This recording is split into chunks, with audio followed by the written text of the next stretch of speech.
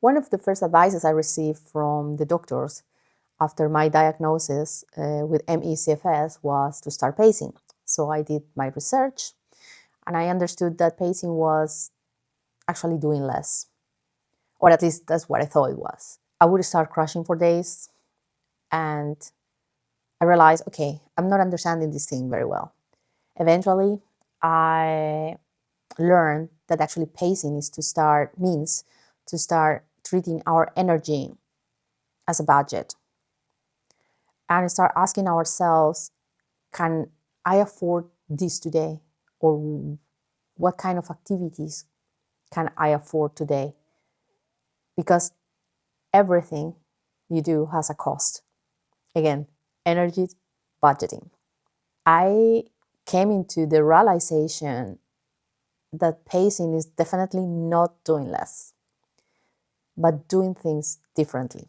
Now, before I jump into the unsolicited advice section of this video, let me introduce myself. I am Amy Amaya. I've been diagnosed with MECFS in 2025, and in this channel, I share my journey. I've been able to find balance, build some capacity back. I still believe that going into remission is possible.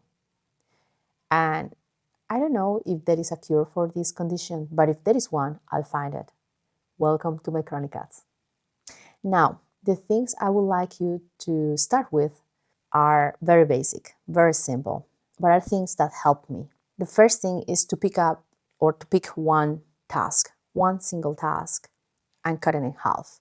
And this half is, you can cut it in three if you want, depending on the task. Let me explain.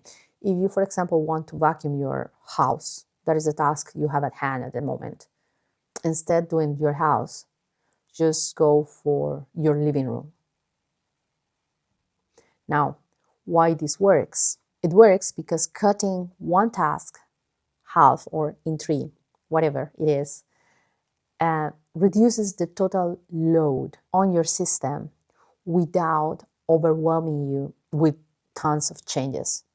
So we are making pacing very simple. The second thing I want you to do is to make sure you rest before the task, before you start vacuuming your living room, and after the tasks, especially if you don't feel tired yet. This is very important because if you remember, I'm pretty sure you do, people with MECFS have something we call a PEM, or post-exertional malaise. I don't know if I'm pronouncing that well. And this behavior or this way of doing things will help you prevent that. So resting before and after this half task. Imagine like the book holders of the task, right? And then the third thing I want you to do is to start using energy questions, if that's a thing. I frequently ask during my day, for example, can I afford this? How much this activity will cost me later? Is it worth a crash? 99% of the time, the answer is no. These questions sound very silly, but are very important.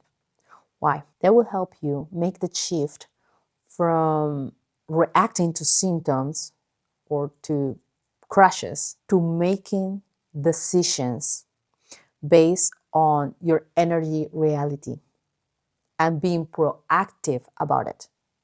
You know what I mean? They actually help you to